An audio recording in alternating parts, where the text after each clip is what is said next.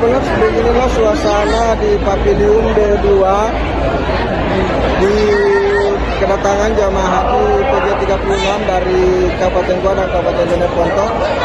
Dan saat ini beberapa petugas PPIH Arab Saudi 2024 sedang menempelkan kartu atau stiker maktab di setiap paspor jamaah haji.